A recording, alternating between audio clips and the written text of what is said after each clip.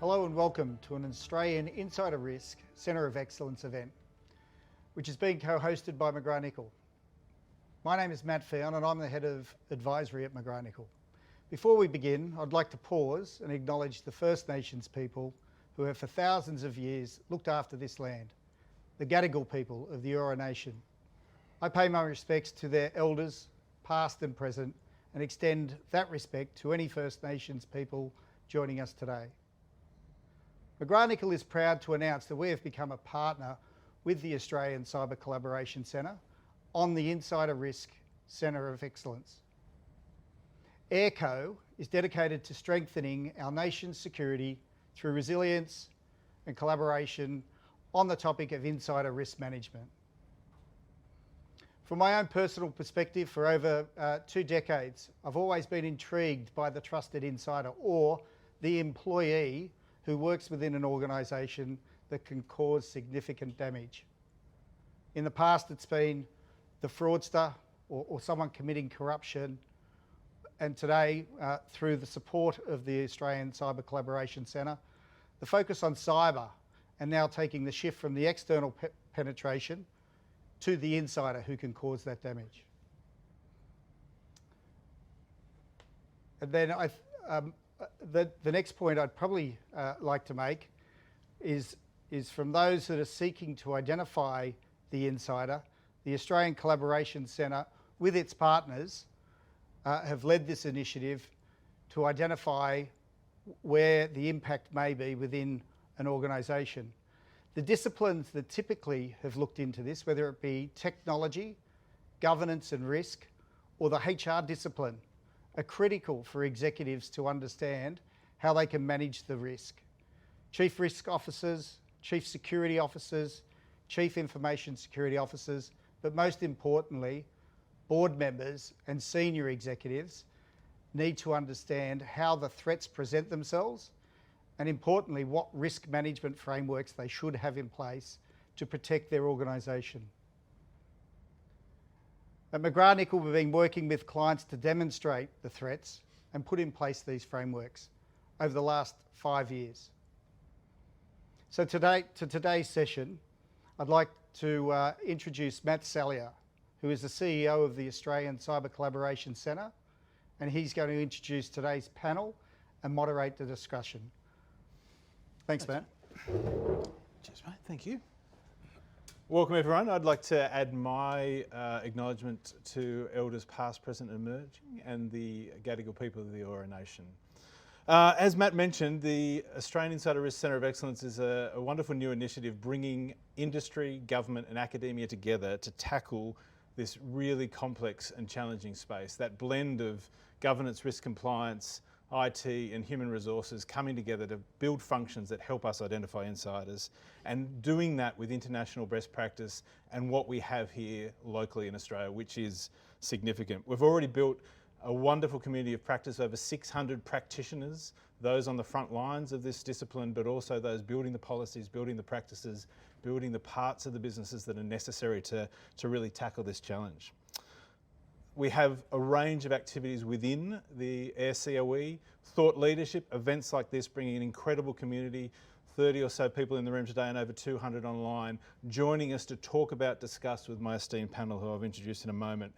Research and development, we'll hear a little bit about some of the amazing research coming out of Australian universities and our academics that drive this work, as well as education. We ran on the education front our first masterclass in conjunction with MITRE from the US, and we're excited to announce tonight that we're hosting another one in the first quarter of next year, and we're midway through the development with Matt and the team at McGrathNicol on a range of playbooks and workshops that will really add to those key areas of need industry and government and academia have identified. On the thought leadership side, we've announced a formation of the Five Eyes Insider Risk Management Practitioners Alliance, or FIRPA, as we affectionately refer to it. This is bringing together centres of excellence in each of the Five Eyes countries, the US, Canada, UK, ourselves and New Zealand, to collaborate on and learn from each other. These practices, these behavioural indicators, the ways we build these forensic activities are necessary to learn from each other. We can't do it alone. And we really hope FIRPA will drive that international collaboration to a whole new level. On the research and development side, as I said, you'll hear from some of our academic leaders such as Professor Whitty this evening, who are developing that best-in-class local research insights from case studies of our own industry here. We've also had a number of industry partners joining the development of the Centre of Excellence, including a number of international partners which we'll be announcing in the coming months. And of course tonight we're super excited to welcome McGrathNicol formally as our third foundational partner for the Australian Insider Risk Centre of Excellence. So thanks to Matt and all the team here.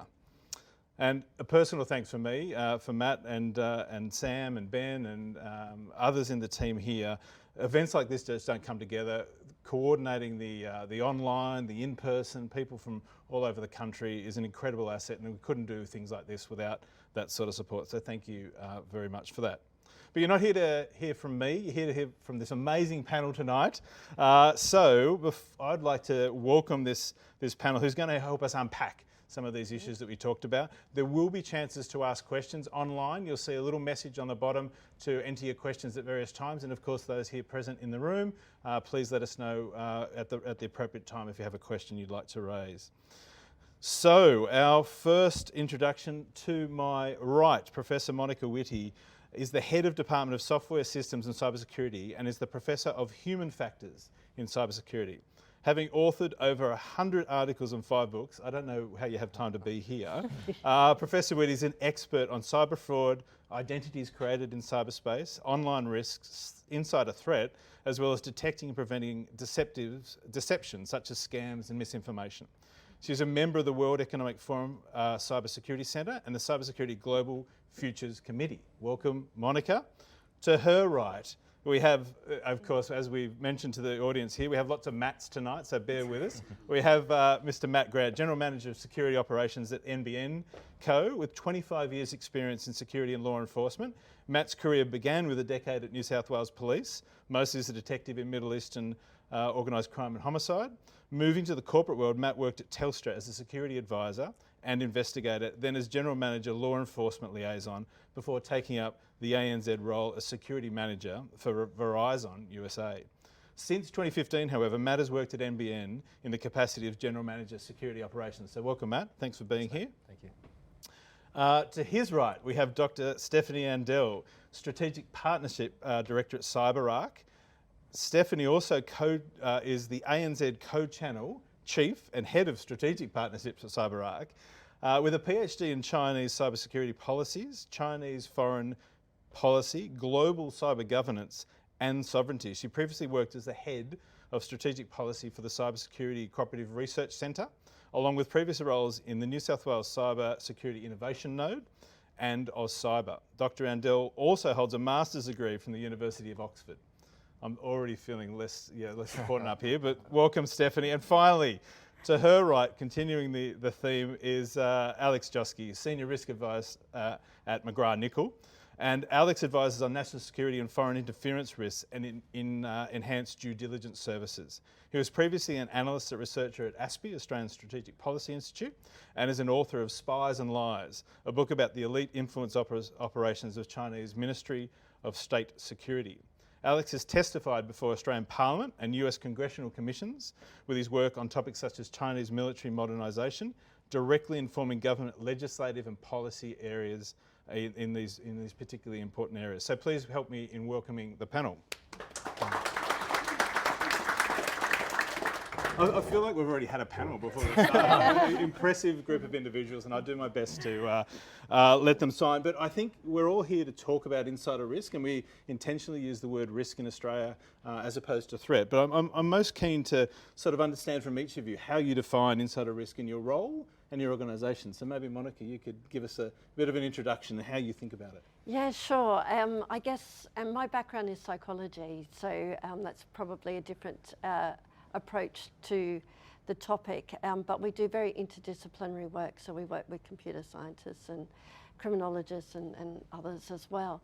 So how I understand insider risk, you can have the malicious and you can have the accidental. I actually find it problematic to call the accidental, this insider, because that sounds like there's someone really to blame there when actually might be the organisations, etc.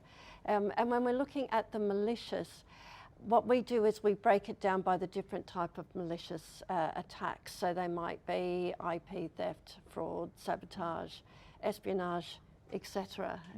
Yeah, so that's how we would define it. But then understanding it requires, we believe, looking at the psychology of the individual, the actions they take, looking at the science of predicting those actions, and looking at the technology to be able to monitor particular behaviours as well, and training organisations to understand those risks a lot better as well. So that blend of GRC, human psychology as well as technical. Yes, yeah. And Matt? Yeah, I don't think many of us would define the insider risk all that differently. I think it's about managing that individual that you've already given trusted access to, whether it's an asset, information, application, systems, whatever it might be. But then it's thinking about how you do that organisationally. And if you think, we've spent a lot of time in the past looking at the external threat environment, and I think the Verizon data breach most recent report spoke about the trusted insider being representative of about 20% of insider risk or breaches that occur. And so what does that mean for us at NBN? We look at that from a converged security perspective. So we have, fortunately, all of the different disciplines, the security domains under one banner within our organisation, which means from a trusted insider perspective, we've been able to dedicate a single role and a single team. So we have a manager trusted insider program, and we specifically refer to it as a trusted insider program, to your point, Monica, about not being a threat, but being people that we trust. And within that team, we look broadly across the organisation at everything from people, personnel security, to cyber, to foreign interference, espionage, national security issues. So we look at very holistically in terms of how we deal with it. And Stephanie, you've had that background in multiple areas. How are you finding that on the vendor side, the CyberArk side? How does CyberArk define insider? Yeah, this is a really interesting one because probably like Monica and Matt have already highlighted, we've got a different approach to it, and we've basically developed 4 different prototypes. So we call it the EMU model. There's the exfiltrative insider, there's the external insider, there's a malicious insider, and there's an unintentional insider. And I think it's important to understand these different prototypes because picking up on the element that you were mentioning about unintentional or intentional, I think we need to remember that the term and the concept around insider threat really came to the fore with Edward Snowden. And it was really at that moment that this concept and this threat started to gain some public consciousness, and organizations recognized that they needed to develop better understanding of these kinds of risks. So I think for us, we're trying to understand that not all threats are as conspicuous as Edward Snowden, and they might fall into these 4 prototypes. So if I can unpack those a little bit, the exfiltrative is the classic phishing example. Many organizations have had this happen within their teams. We don't have to talk further about that.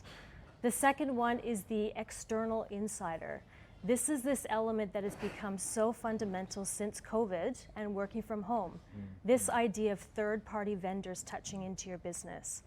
CyberArk estimates that most organizations have 200 to 300 high-risk third-party vendors, and 60% of organizations have external remote vendors tapping into their internal systems. Risk. The third element is the malicious insider. That's the Edward Snowden that we've already touched on.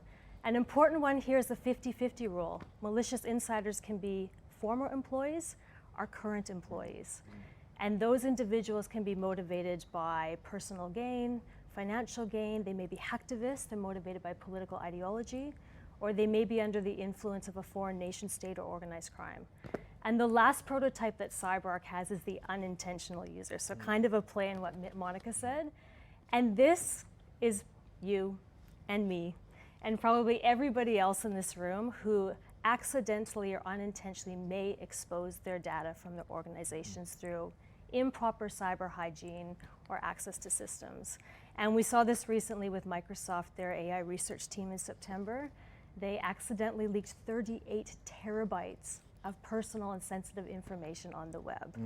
So lots of risks there, and that's the way that we try to encapsulate it. I love EMU. I think we're going to play with Oh, EMU yeah. a bit more. I think It's the only way to remember the native it. piece. And finally, Alex, how do you think about insider given your expertise and McGrathNicol and the organisation? I think I'll need to come up with a good acronym in the future.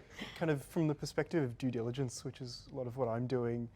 I really think that there's an important aspect of just getting comfortable working in a grey space, working with probabilities, potentialities, working with risk rather than just sort of black and white threat. So much of this is not clear, and I think that that's already come through in these definitions, just that there are so many different motivations, so many different ways for someone to be an insider risk that you have to be able to synthesize a lot of information from different sources and kind of be comfortable with accepting that things just aren't clear and you need to use your best analytical foundation, use good sourcing, use good research methods to try to work out to the best that you can at that point what's going on, and then use that as a foundation for investigations, for future work, for actually pushing a case or pushing a risk into a clear conclusion. So I really think that you have to be comfortable working with uncertainties to manage insider risks. Ambiguity for sure. I suppose, Stephanie, I'm keen to dive in a little bit on your experience in government and now in industry, and how you might see some of the similarities and differences between the approaches there. How we talk about it a lot in the Centre of Excellence, how we might bring those two closer together and learn from each other. I'd love to hear your thoughts on that. I think the insider risks are similar in those but different contexts and different stakes. So if we take the public sector first, I think the key thing here is to understand the ramifications of insider risk in this space. If you have a highly privileged individual sitting in a government agency or a public sector organization, they have what we would consider to be an all-access pass to matters of national significance or national security that could have significant impacts on the whole of economy, citizens, society-wide implications. Because of the extensive vetting that goes on with government employees, once they have that all-access pass, they can touch into sensitive data, applications, and those keys to the kingdoms within a government organization that can seem to be under the auspices of normal everyday work. It doesn't seem like anything untoward is happening. The nuance here is that this is important because it's much harder to detect and to prevent this kind of activity. So CyberArk is always advocating for protection around privileged access, and this is advocated also by NIST and other security frameworks. And we've got a couple of white papers that talk about how to mitigate against insider threats and risks for federal government agencies. So that's one piece, that's the public sector. On the private sector, I think you need to look at motivational behaviors and drivers. And I guess an anecdote for me to express that difference is I've spent some of my career in the public sector, I spent some of my career in the private sector, and one of the key differences I've noted as it comes to motivating behaviors, and I'm happy for anybody to challenge me on this, and maybe it's a generalization, but I found when I worked in the public sector that people were driven by mission. People wanted to be a part of an organization that fundamentally was incrementally changing society. When I moved to the private sector, I found less individuals that had that as their primary motivating factor. Instead, they might be motivated by climbing the career ladder, financial gain, personal incentives. Neither of those are better or wrong or less, but the behavioral indicators that might drive to insider risk change in the private sector. You might have individuals that are disgruntled and are getting even. They're motivated by financial gain. They're less motivated by political ideology like we saw with Edward Snowden. And I think the last thing for me, the difference between the two, is looking at this interesting element of espionage. Typically the sort of descriptor of espionage is the covert spying on a foreign government for military, political, or strategic aims. We're now seeing this in the private sector as well. There was a Philadelphia law firm a couple of years ago that spent 4 months waiting to exfiltrate sensitive data. Why? All just so that they could help propel another law firm establish their business. It's hard not to assume that in that 4 months of lying in wait, in the systems, exfiltrating that data, that also involves some element of espionage. So I think that's an interesting trend that we're starting to see more. Well, I'd love, Monica will bring you in a moment on the IP, but I wonder whether Stephanie or even Matt, is there great examples of government and industry sharing information in really good ways, either here or overseas? Have you come across anything that really drives into that well? Look, probably part of the reason for wanting to be involved with this forum is to do more of that. I think the opportunity for people who protect their organisations from the same threats to be able to have candid discussions and, you know, share stories, share how you've built programs, talk about the technologies that you use is critical. And I think this is the sort of forum that is going to hopefully help us do more of that. Yes, yeah. Well, I'm pleased to hear. It wasn't a leading question, by the way. It is a really important thing to think about how we all learn from each other, regardless of where we land. Now, we touched on IP there, and I think, Monica, it's a perfect segue into some of your amazing work. But I wondered if you could share some of the recent insights, the research findings that you're working on, how you can start to, you know, paint this picture of Australian patterns of insider behaviour and how they might compare, contrast to what we see internationally. Yeah, well, I guess we have had, my team have looked at a lot of case studies of insider attacks, and actually we would break those up, and we believe they're really important to break those up into the different types of attack, because the science shows us that there are different patterns when you actually look at that statistically, which is really interesting, and that's not something that's really out there at the moment. I just want to touch on two other points people have said, because I thought they were interesting. The idea of private versus public's an interesting one, but what we find, and that may work out, but what we find with the science is actually organisational commitment. So how committed you are to that organisation, which may pair out with private versus not. If you're more inclined to feel strongly with your organisation, you're less likely to commit an insider attack. And people don't necessarily join an organisation thinking, I'm going to get them or whatever. Sometimes different events happen that push them down that they never would have expected. And in other times they do. They've done an attack somewhere else and they come to that organisation. I guess when it comes to IP theft, because we've done a lot of work on that, amongst other things like fraud, we find that the patterns are messy. So like Alex said, we have to accept messy data, and as academics we love messy data anyway. And so the pathway to an attack isn't how we expected it to be. In fact, with IP theft, we've learnt that actually there are circles of movement of people trying to find someone to sell the stuff to, being unsuccessful or successful and selling it again, going off to different countries, and policies around that even would be really useful.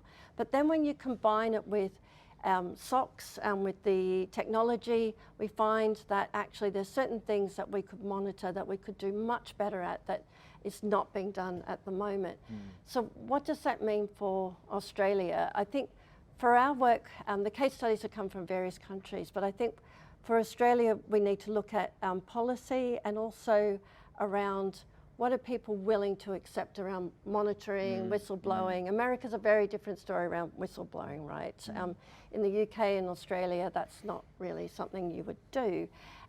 But I guess I like to see policy as not necessarily looking for the bad person, and that comes back to not everyone comes there to do an attack necessarily, and the accidental's a different story altogether. But if you're looking at policy that says, look, if someone's got an addiction, and we find, you know, those people can be a risk sometimes.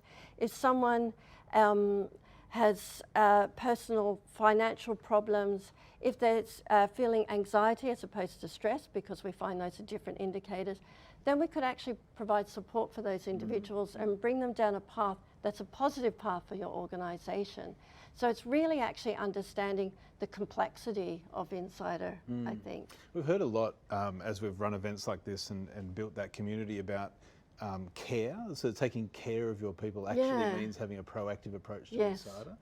I wonder, Matt, how you think as a pretty mature insider practice, how do you feel research like Monica and the team are doing might impact how you keep evolving the practice?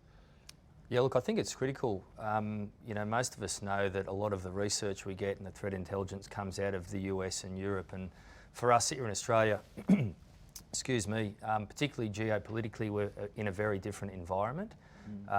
We heard the DG talk about the three current largest threats to Australia being cyber warfare, terrorism, and now foreign interference and espionage. So as a government business enterprise, we kind of take a guide from, what the government are talking about, but overlaid across that, we need that local research to help us understand what the threats are, how they're different in our environment, because they are quite different, here in the Asia Pacific compared to the US and Europe. So the research for us being local and specific is really critical. Really important. Yeah. And it takes us to the geopolitical, Alex. I guess we've talked about how we might bring best practice in from international partners and perhaps share locally here, but what are you sort of hearing and seeing globally when you look around that insider risk piece and that foreign interference element? What are some of the trends that we should be looking out for or be aware of? Yeah, I think the global element is so important to this because, as Matt said, there's this big world out there with all these different sources of information, so many cases coming out of countries other than Australia. And certainly in my own research, a lot of the best insights into, because of my background, sort of insider threats originating from the Chinese government are coming out of prosecutions in countries particularly like the United States. And some of the really interesting trends there, I'd say, are the co-optation of individuals in a way that sort of doesn't trigger psychological alarm bells. So where you're bringing in someone, recruiting them as an insider through something that seems maybe on the surface legitimate. So going to a politician, going to an academic, going to someone working in government and saying, could you help me out and just write some consulting reports on the side for me that might, help inform this newsletter I'm writing or help inform something internal. You don't have to worry about it getting published. I'm not going to put it out anywhere. It's not causing any harm. It's just you sharing your ideas on something. That's a really common pattern of activity. And it's often done in a way that is sort of deniable psychologically. If you're in government, you shouldn't be writing consulting reports in that sort of way. But there's a sort of an element where the person can engage in this sort of activity without being forced to accept that they're actually doing something wrong. The other really interesting trend, I'd say, is just on the technical side, all of the innovations coming out of artificial intelligence and how that's shaping the actual tools for insider threats. One kind of personal interest of mine is steganography, where you've got information being encrypted in a different form of information and being used as a form of covert communications or exfiltration. So a classic case in the United States was that an insider at GE Aviation was recruited for his access to jet turbine technology. He was given software that allowed him to encrypt trade secrets into images of his choosing. So he was using sunsets, puppy photos, even putting trade secrets into these, emailing them out to himself and not triggering the sort of normal alarm bells of data exfiltration because of this technology. And I think AI is just rapidly increasing the utility of those sorts of tools. And I suppose open source intelligence broadly, you've talked about messy data sets, Monica and yourself, and that. What are some of the ways that we can, AI is one perhaps, to potentially grapple with this enormous amount of data and gain some fidelity? What are you seeing, either of you seeing some good approaches there that we should be aware of? What should we be thinking about as industry and government in the room and online? I'm happy to talk to some of that. So we've been running computer simulated studies where we've got people to play out being an insider or choose to play out being an insider or not. And people leak out so much information about themselves without them realizing what they've done. And I think that's really fascinating in many ways. And the AI now and natural language processing is so able to pick those things up. So we've been looking at IP theft as an example and getting people to play that. And through the different phases, they actually act in different ways. So my earlier work found that people who are anxious are more likely to, that's the time they're doing the attack. And we're finding that in the language coming out so easily and so quickly to detect. The personalities of the people who chose to take on those roles is significant as well. So looking at, your dark triad and Machiavellism, the charming type, not the one that comes in grumpy thinking that they're disgruntled. So why'd you look at me when you said that? Not at all. I Not was at all. thinking more Machiavellian. So, and even pauses in a conversation that actually, and rewriting the conversations in their emails, that is more indicative of being an insider versus not an insider. So there is so many things that we just didn't know, and about what we actually do, how we behave when we're actually doing these types of actions as well. Because I think ultimately we still have a conscience, right? And I think that's what others have talked about, that there is that, oh, I want to do this bad thing, I want to get gain, but who will find out and how will they think of me as well? And that's all going on in the subconscious of someone. And in terms of what you're seeing in AI, Alex, you mentioned, are you seeing some interesting opportunities, natural language models, as Monica's mentioned, other ideas? Yeah, I think there are a lot of tools coming out that kind of facilitate the work of analysts. Analysts are kind of a scarce resource.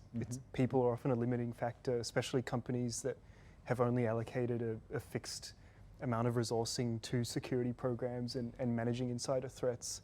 And I'd say that you've got this issue where you have your insider policies, you have your strategies for managing that, but the real challenge is that condenses into a real case, and how do you actually act based on the information you had? And I think, as you said earlier, the problem often isn't how do we get data on a case, but how do we make sense of it and how do we act on it? What call do we actually make? What are the next steps we should take? And I think at the end of the day, that's still a very human problem. Yep. It's going to be informed by AI and that sort of thing. But that's really where understanding risks, being able to work in that grey space and being able to form judgments and act on them is essential. I think that's critical. I think you've really nailed it there, Alex, because we often think that by putting technology in and having a great tool, it'll solve all of our problems. And we've got AI now, so that great tool, we run AI across the top of it and we'll solve the world's problems, right? But what we forget is you still need to have that program that sets the policies, understands the the threat intel landscape, and then what do you do with the information? How do you manage it within the organisation? So I think the risk that we run is thinking AI is going to solve everything for us. It's a brilliant opportunity to leverage the technology that we've got, but without the people to build the program and run the program, it's pointless. Well, and cybersecurity is that more broadly, isn't it? Yeah. It's all about the organic matter in front of the keyboard 100% of the time. Yeah. So I guess that does take us, though, to some of those behavioural indicators. Yes. What are some of those signs that we should be looking for? And how do we think about how organisations can monitor those, whether that be with people or with tools? Like, what are you thinking is working? Yeah, and absolutely agree. It has to be the combination of both. So with our IP theft cases, for instance, we found that the travelling was a big indicator. So you might have these fancy socks doing all this stuff, and they're going off and they're trying to meet someone to actually sell off stuff. And there's not been any policy clearly around where to travel, who can travel, how do you do that, what digital devices do you take with you, all that kind of stuff, where that's kind of missing that loop. And also the other way around technology and how people use it. IP theft, we used to look at the downloads of data and go, oh, we got the bad one now. But now people can take photographs and it's part of our natural way of being in the world. And even if we took away all the cameras, the phones in the workplace, there's digital devices now that are really tiny cameras that can take all that stuff too. So there's really has to be that combination of the person in the workplace, how they interact with others, what's happened to them, what are their life events, but also what are they doing in terms of the workplace, and what is the work allowing their people to do. You need to have trust. If you don't have trust, you don't have society, and I think we have society. So, but we need to balance that between, how do we develop policies that include the technology and the human.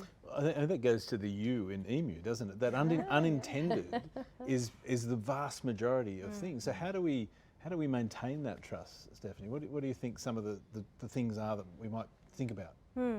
Well, I think the whole topic that Matt raised about the people element is really fundamental here, Because our CyberArk looks at least privilege. So our organization says we believe that every human and non-human in any organization is privileged.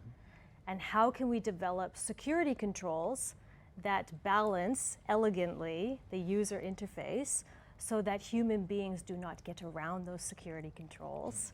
How do we do that effectively and dial up and dial down those privileges to maximize that? So I think it's about getting that balance right. But I think at the heart of that is remembering that human beings are creatures of habit. And we like to have, especially in this day and age, we like immediacy.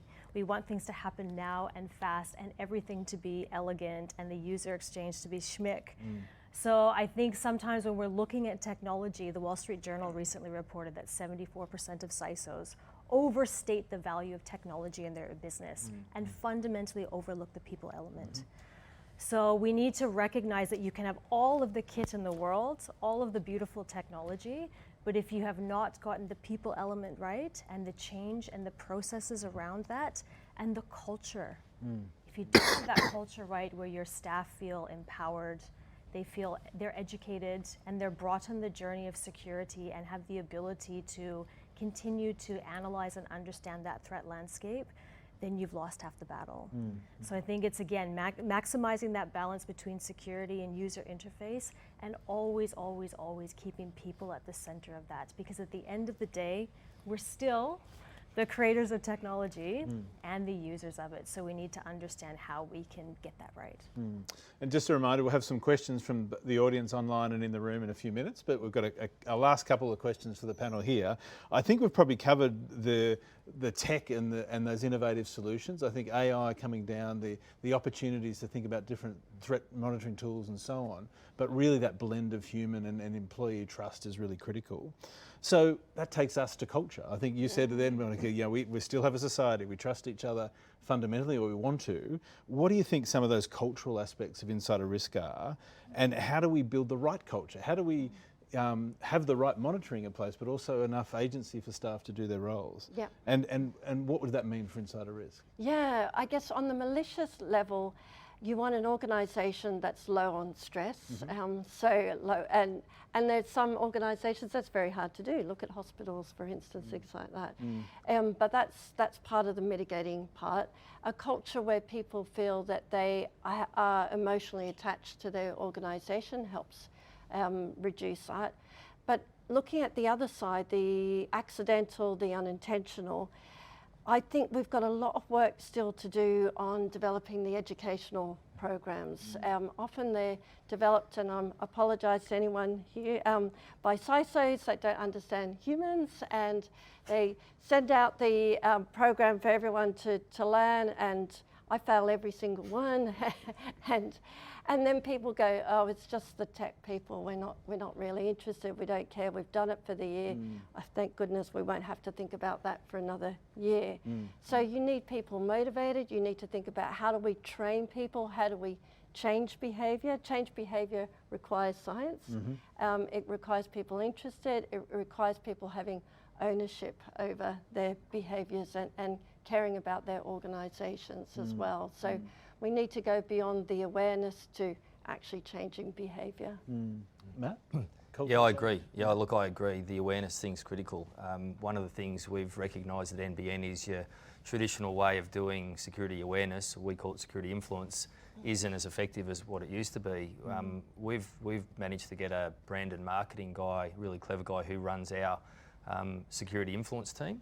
And so his approach is different to potentially a traditional CISO that just thinks about the technology and thinks about how do we sell this message to the business in a way that's consumable and people will understand. And we've got to make sure the conversation's not about what you can't do, but it's about how you do things within a risk appetite. So that influence piece for us is really critical. So positive influence operation. Yeah, it's about talking about the value that you can add to the business through the trusted insider program or how you approach insider risk. Not what you can't do, but what value you add to the business by doing it. That's the conversations we have. And tracking efficacy of that, have you got some Yeah, new we measures? have, yeah. Look, we're not, metrics is always difficult, Yes, particularly of course. in a security Behavioural, landscape or a cyber landscape. But we are starting to develop that a little bit more, but it is around value, less around, we stopped this, but more around, what risk we mitigated and the value that we've added. Okay, true. Stephanie, culture. I mean, I think I've kind of summed up my perspective on it, but one thing I don't know if we've touched on is how you effectively touch into all areas of your business. And trying to understand all of the different personas and all of the different levels of cyber awareness and cyber knowledge, which can go from 0 to 100 across 3 different functional units of your team. So I think getting that right, and again, being able to dial up or dial down that messaging, doing that internal influencing piece is really fundamental. I once had a former boss who told me that it was my job to explain cyber for grandma. And at first I hated that. But afterwards, when I sat back and unpacked it, I realized the value in that. And that's this idea that each and every one of us can sit here and talk to our plumber, or to our lawyer, or to our dentist, or to the guy making your coffee in the morning, and share some level of cyber awareness that they can take and implement into their daily lives with that basic level of cyber hygiene. I don't think we should undersell the value of that, because there's those fundamental building blocks of cyber awareness are still quite nascent across pockets of our economy. So we need to be aware, even within our organizations, that those awareness levels might be quite significant across different parts of your team. And Alex, finally, the different cultures that you've worked across, have you seen different approaches that we should be thinking about in Australia around how to build the positive culture for staff within organisations? Yeah, I think China's not a good example of what we should be replicating, but I think that really important thing looking at places where this is done well is just where people feel comfortable coming forward with a problem, because often it's quite a difficult and personal thing to actually report something you're seeing that doesn't look quite right. And you'll have institutions where everyone knows a colleague is doing something that's a bit off, but people don't have a clear mechanism. People don't feel that there's a channel where there might actually be listened to and it might be acted on appropriately.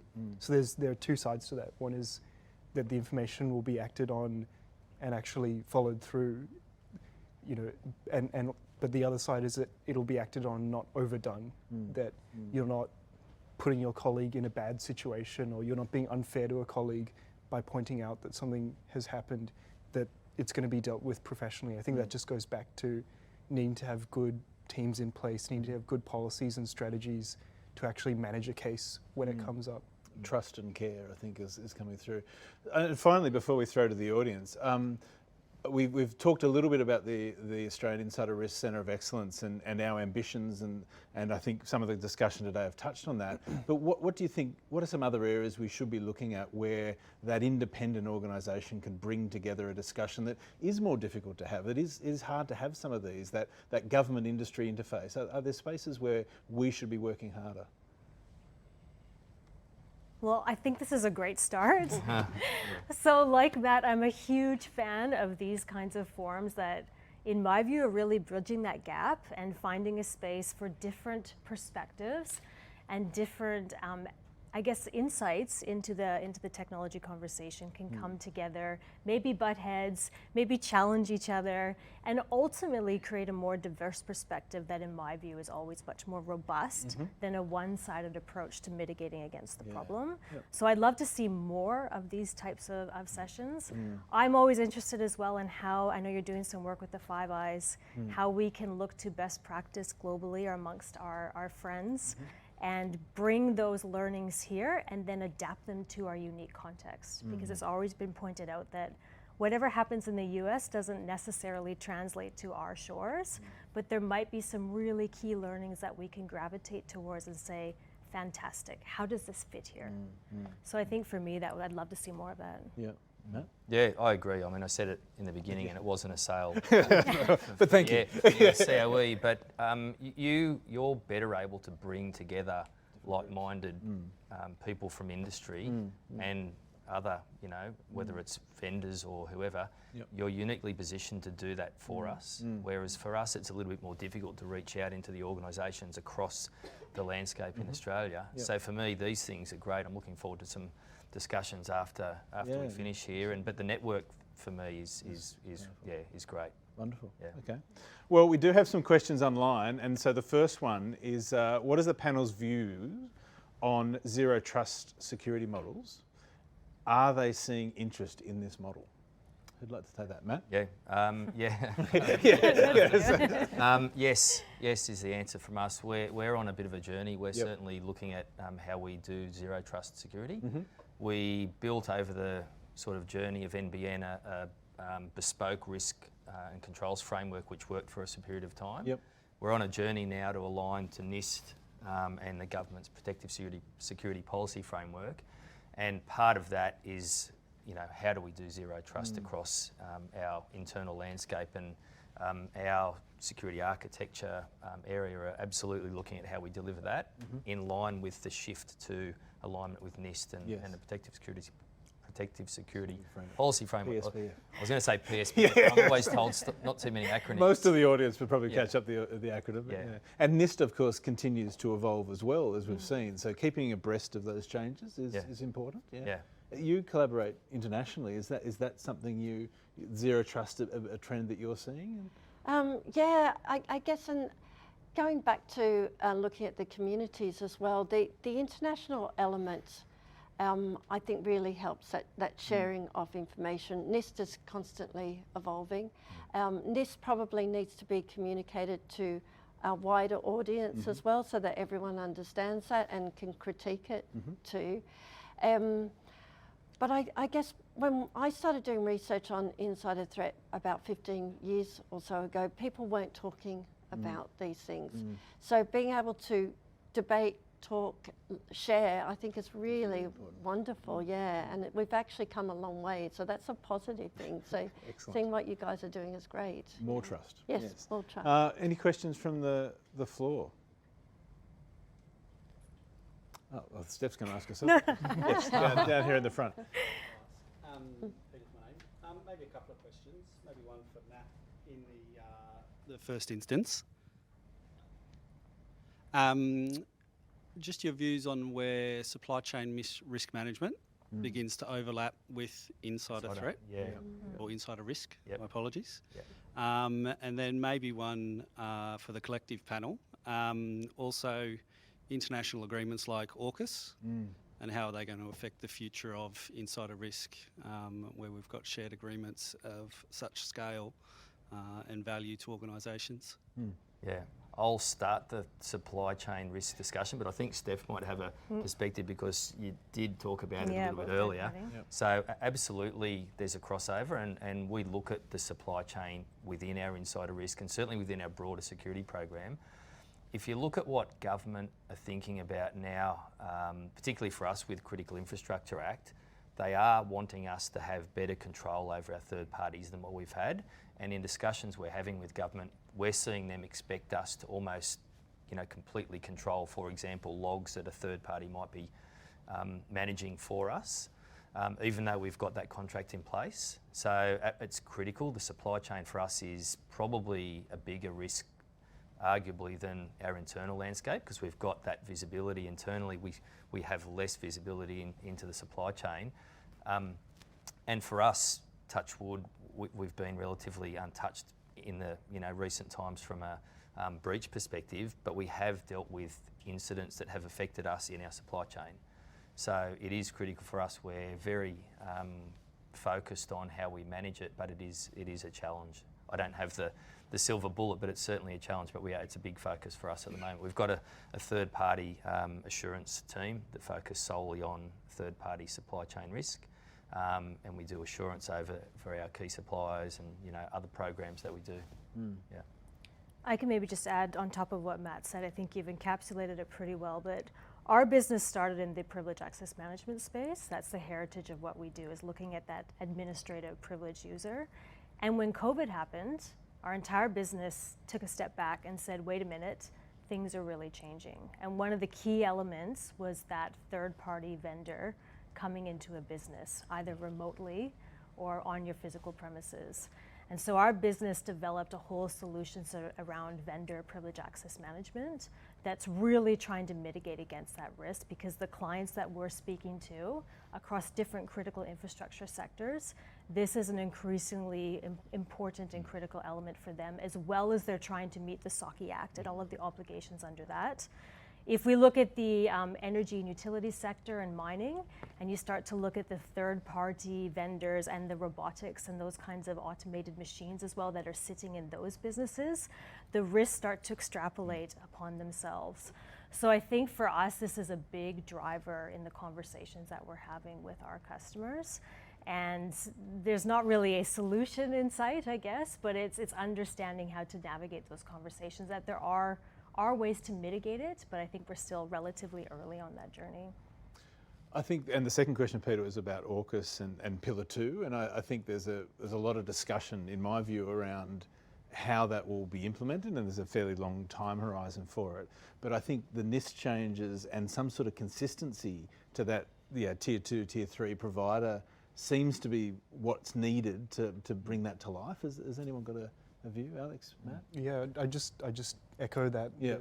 AUKUS in particular is really going to put a lot of emphasis on the importance of insider risk, and I think CoE is a really important platform for that, because we're going to need organisations representing us internationally, building standards internationally, so that when you're having something built in the UK for AUKUS, or when you're having personnel come out here from the UK, that there are similar standards of assurance around insider risk, because that has to happen for AUKUS, and I'm not sure we're there at the moment. Yeah.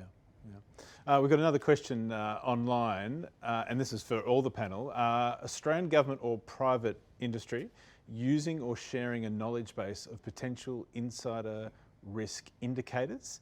How is this validated, if you're aware of that? Monica, you're... Yeah, I guess when you're looking at risk indicators, you can't just look at them on their own. And a particular event may be actually benign in comparison to when you look at the patterns of those behaviours. So I guess, and I think that's where we're kind of missing that out in the science at the moment with insider, is it's not just, oh gosh, that event's happened, we should really worry. And I think Alex, was saying, with AI, we've got to be careful what conclusions we draw from that. It's actually how all these variables are related together that's important. So, yeah. Okay. Any other? Maybe just from a maybe not in the sense of the question, but from a technology perspective, some of the partners we work with provide some of that for us. Yes. So we've got a couple of key platforms that we use for managing the insider risk. DTEX is one. We're leveraging Recorded Future a little bit more now for some of that threat intelligence and risk modelling. Yep. And certainly talking about the AI, I know DTEX have got some interesting stuff happening with AI across the top of their existing platform. So not probably in the true sense of the question, but more broadly, that's where we're probably getting our risk. And I know across a bunch of research areas in the country, there's those behavioural indicator data sets starting to be formed up, but we haven't, to my knowledge, got a sharing interface, and I think that's something that's a real opportunity as well. That would be great. I mean, as an academic, we love sharing what we've learned, because what's the point otherwise half the time? But it also has other implications that some of the things that we've talked about with our work is this idea of continuous evaluation. So not just looking at a variable indicator on its own, but following that with what might happen, what's the next step? Now do we need to be worried about it? The final question for this evening, at least for those online, and thanks again for staying with us. Some ideas of what are the metrics or measures that you can communicate the level of insider risk within an organisation. I'm going to add insider risk maturity probably is probably what's being asked there. Has anyone, Matt, I hit you up before about measurements and metrics. We could pass. No, I can take it. The short answer is people still find it very difficult, and we're in that same boat. I think if we look at some of the specific areas within the insider risk landscape, we do have some measures. So if you think about things like phishing, so the phishing drills, we benchmark against best practice and domestically and globally in terms of the outcomes of the phishing campaigns. And there's a couple of other things like that, but broadly we're still trying to figure it out as well. Yeah. Stephanie, you had. Yeah, it's a really interesting question because we're going through that process internally at CyberArk as well. I think it comes back to this topic around openness as well, that people element where people feel the ability to ask questions about this. And as a business, you can get a gauge on the reality of the situation if people feel that they can raise and talk about this topic and not feel any sort of fear factor around that. And I think the other one as well is coming back to internal training as it comes to phishing attempts. All of those different things, we do different activities where you're benchmarked against your previous performance. Yes. There's ongoing testing around it. So there's a constant evaluation cycle, and I think the repetitiveness and the continuity around that is something as well that you have to keep in mind as an organization when you're measuring. Doing a benchmark from a year ago or 2 years ago is probably not the best way to measure that when you've got people coming into your business, people leaving, you've got changes within your organization. It needs to be a constant evaluation process. And I suppose coming back to what we talked about at culture, culture is inherently difficult to measure internally anyway, and so we gravitated towards the data. So it's even a challenge for us to all think about how to blend the data with those more behavioural elements, I suppose. Well, thank you. I might hand back to Matt to wrap us up. Thanks, Matt, and thanks to the panel. Just before I do a formal thank you, I certainly found that quite interesting and certainly informative. I think the topics covered. Just a couple of things. McGrathNicol recently launched a ransomware survey, so you can find that online, and just related topics, the supply chain risk document, which you can also find in line. I think the supply chain aspects and how that's going to evolve and how the panel covered that is really relevant. A couple of themes that I heard, certainly education and training. I think the convergence of different disciplines, as we've now heard, both from technology, HR, through to specialist skills, whether it be enhanced due diligence or foreign interference, different skills that we're now seeing to converge, I think, to what I sort of refer to as enterprise security risk. And having, we see the rise of a security or chief security officer who's in a different light today than what we saw perhaps a decade ago, where it was really focused on the physical aspects. I'm not sure if you've got a new emblem where the emu's now going to be we've got to adapt the emu. But I think Stephanie's getting something to think about. What Alex covered, I think synthesising different information sources is really important. And I think critically what the panel covered, it's not just technology that can solve this for us, and it really does need the human overlay. AI is great if used properly, but the human overlay is critical. I think one topic, the topic of care, which was touched on, I think from my perspective, I think caring about our employees, and often when we see these systems or programs in place, often they think it is Big Brother watching. This is not what it's about. It's actually protecting the employees, but also the organisation. And education is critical so they understand what is put in place is there actually to protect themselves from the external attack. So to the panel, Monica, Matt, Stephanie and Alex, thank you. Thank you for your contributions. I'm sure the online audience and certainly those in the room really appreciate your contribution. To Matt and Rachel, also from CoE, congratulations on this event, your event. And I might just plug the construction site who have run these events over the year for us, and this one for CoE. So thank you to the team there.